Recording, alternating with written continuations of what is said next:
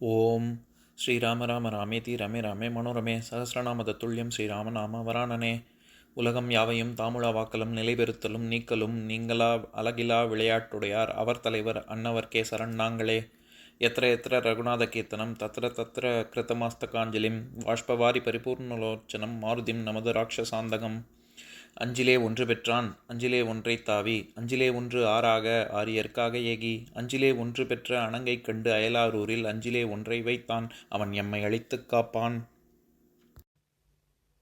இன்னைக்கு நம்ம கம்பராமாயணத்துல பாலகாண்டத்துல குலமுறை கிளைத்து படலத்துல 19வது பாடல் பார்க்க போறோம். பொன்னின் மணி பரிகலத்தில் புறப்பட்ட இன்னமுதை பன்னு மறைப்பொருள் உணர்ந்த பெரியோன் தன் பணியினால் தன்னனைய நிறைகுணத்து தசரதனும் வரன்முறையால் நல்நுதலார் மூவருக்கும் 4 கூறிட்டு அளித்தான். இதுதான் பாட்டு. இப்ப நம்ம பதம் பிரிச்சு பொருள் பார்க்கலாம்.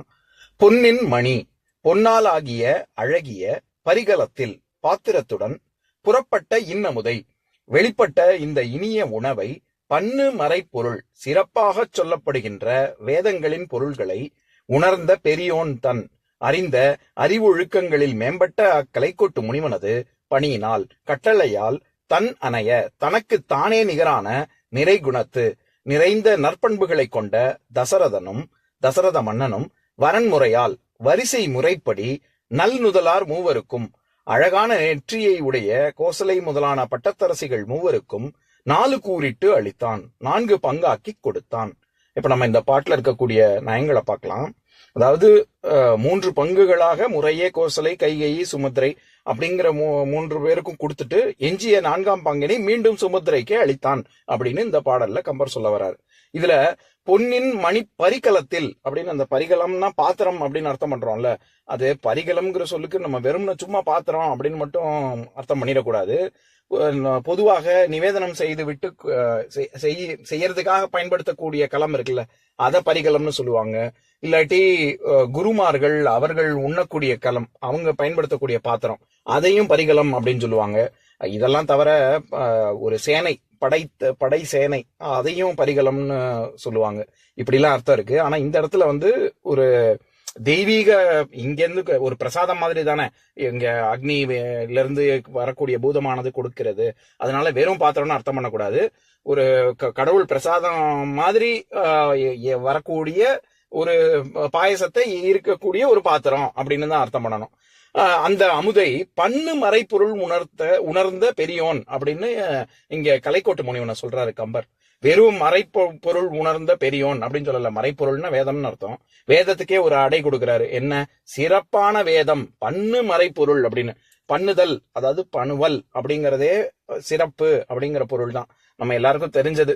திருக்குறள்ல 21வது குறள், அதாவது நீத்தார் பெருமையில முதல் குறள், ஒழுக்கத்து நீத்தார் பெருமை விழுப்பத்து வேண்டும் பணுவல் துணிவு அப்படிங்கிற இடத்துல பரிமேலழகர் சொல்லியிருப்பாரு. ஏன் பணுவல்ங்கிற வார்த்தை வந்திருக்கு அப்படின்னா, பணுவல் என பொதுப்படக்கூடிய அதனால் ஒன்றையொன்று ஒவ்வாத சமய நூல்கள் எல்லாவற்றிற்கும் இஃது ஒத்த துணிவு என்று பெற்றாம், செய்தாரது துணிவு பணுவல் மேல் ஏற்றப்பட்டது அப்படின்னு பரிமேலழகர் சொல்லியிருப்பாரு. எதுக்கு சொல்ல வரேன்? அதாவது நம்ம 6 சமயம் இருக்கு. சைவம், வைணவம், கௌமாரம், காணாபத்தியம், சௌரம், சாக்தம் அப்படின்னு. இப்படி 6 சமயங்களாக இருந்தாலும் எல்லாமே ஒரே கருத்தை தான் சொல்லுது. அந்த சிறப்பான நூல்கள் என்ன துணியுதோ அது ஒழுக்கத்தோட இருக்கிறது. அது நீத்தார்கள், அதாவது இந்த பற்றற்றவர்கள், சன்னியாசிகள், துறவிகள், ஞானிகள், அதெல்லாம் வச்சு அவங்க அதை பின்பற்றினாங்க அப்படின்னு சொல்ல வருவாரு திருவள்ளுவர். எதுக்கு சொல்ல வர? அந்த இடத்துல எப்படி பணுவல் அப்படிங்கிறது சிறப்பானது அப்படிங்கறத குறிக்குதோ, அந்த மாதிரிதான் இந்த பாட்டுலயும் மறைப்பொருள் அப்படிங்கிறதுக்கு பன்னு மறைப்பொருள்.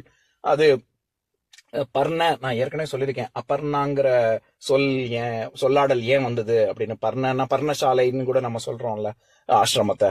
அது எல்லாமே ஓலையை வச்சு வர்றது. ஓலையில தானே அந்த காலத்துல எழுதினாங்க. அதனால சிறந்தது, அது வேதத்துக்கு சிறப்பானது அப்படிங்கறதுனால பன்னு மறைப்பொருள் அப்படின்னு சொல்றாரு. அடுத்தது பெரியோன் தன் பணியினால், நம்ம முன்னாடியே பார்த்திருக்கோம். பணித்தல், பணிதல் அப்படின்னு. பணித்தல் அப்படின்னா இந்த இடத்துல கட்டளையிட்டார் கலைக்கோட்டு முனிவன். அதுக்கேத்த மாதிரி தசரதன் இவங்க 3 பேருக்கும் பிரிச்சு கொடுத்தாரு அப்படின்னு சொல்றாரு. எப்பேற்பட்ட தசரதன் அப்படின்னா, தன்னணைய நிறைகுணத்து தசரதன் அப்படின்னு சொல்றாரு. தன் அணையனாலே அது உவமை உருபு, அதாவது தனக்கு தான் நிகர் அப்படின்னு சொல்றாரு. அப்படின்னா என்ன அர்த்தம்? ஒரு தசரதன் தான். அவன் தசரதன் மாதிரி அவனுக்கு முன்னாடியும் யாரும் இல்ல, அவனுக்கு அப்புறமும் யாரும் இல்ல, இருக்க போறதும் இல்ல. அது அப்பேற்பட்ட தசரதன் அப்படின்னா தனக்கு தான் தான் நிகர், தனக்கு தான். அவனுக்கு ஒரு ஒப்புமை சொல்லணும்னா அவனுக்கு அவனை தான் சொல்லணும் அப்படிங்கிறதுனால தன்னணைய நிறைகுணத்து அப்படின்னு கம்பர் சொல்றாரு. அவர் முறைப்படி 3 பேருக்கும் பிரிச்சு கொடுக்கிறாரு. அப்படிங்கிறதுக்கு என்ன வார்த்தை பயன்படுத்துறாரு? வரன்முறையால் நல்நுதலார் மூவருக்கும் 4 கூறிட்டு அளித்தான் அப்படின்னு. வரன்முறை, அந்த இடத்துல கொஞ்சம் கூட வரமுறையே தெரியாம இருக்கானே அப்படின்னு நம்ம சொல்லுவோம்ல, அது வரன் அப்படிங்கிறது வருதலை குறிக்குது, முறை அப்படிங்கிறது முறைமையை குறிக்குது. அதனால வரன்முறை அப்படிங்கிறது நம்ம ட்ரெடிஷன், எப்படி நம்ம பண்பாடு, நம்ம வந்த வரலாறு, இதுக்கு இந்த மாதிரியான பொருள் தான் வரன்முறைங்கிறது. நம்ம பொதுவாவே நான் வரலாறுங்கிற வார்த்தைக்கான பொருள் சொல்லும் பொழுதே சொல்லியிருக்கேன். ஆறுன்னா வழின்னு அர்த்தம், வரல் அப்படின்னா வருகையை குறிக்கும். நாம் வந்த வழியை கூறுவதுதான் வரலாறு, ஹிஸ்டரி. அந்த மாதிரி இங்க வரன்முறை, நம்ம வந்த வரிசை முறைப்படி அந்த 3 பேருக்கும் பிரித்து கொடுத்தார் அப்படின்னு சொல்ல வர்றாரு.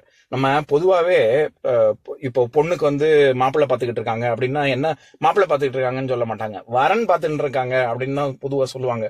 அந்த வரன்கிற வார்த்தைக்கே சிறந்தது, சிறந்தவன் அப்படின்னு ஒரு பொருள் இருக்கு, கடவுள்னு ஒரு பொருள் இருக்கு, பிரம்மான்னு ஒரு பொருள் இருக்கு, இப்படி எல்லாம் பல பொருள் இருக்கு.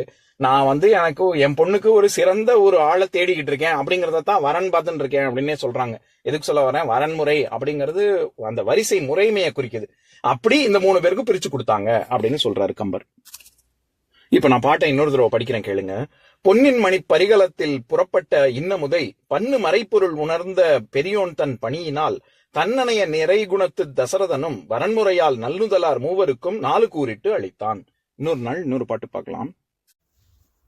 ஓம் சாந்தாகாரம் புஜகசயனம் பத்மநாபம் சுரேஷம் விஸ்வாதாரம் ககனசத்ரசம் மேகவர்ணம் சுபாங்கம் லக்ஷ்மீகாந்தம் கமலநயனம் யோகி ஹிருத்யானகம்யம் வந்தே விஷ்ணும் பவபயஹரம் சர்வலோகைகநாதம். உம்பரோடு இம்பர்காரும் உலகம் ஓர் 7 எம்பெருமான் என்று ஏத்தி இறைஞ்சி நின்று ஏவல் செய்ய தம்பியரோடும் தானும் தருமமும் தரணி காத்தான் அம்பரத்து அனந்தர் நீங்கி அயோத்தியில் வந்த வள்ளல். ஓம் பூர்ணமதః பூர்ணமிதம் பூர்ணாத் பூர்ணமுதஸ்யதே பூர்ணஸ்ய பூர்ணமாதாய பூர்ணமேவாவசிஷ்யதே. ஓம் சாந்தி சாந்தி சாந்திः. ஓம் சர்வேஷாம் ஸ்வஸ்திர்பவது சர்வேஷாம் சாந்திர்பவது சர்வேஷாம் பூர்ணம் பவது சர்வேஷாம் மங்களம் பவது. ஓம் சாந்தி சாந்தி சாந்திः.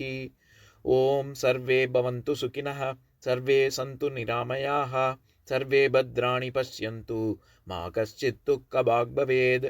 ஓம் சாந்தி சாந்தி சாந்திः.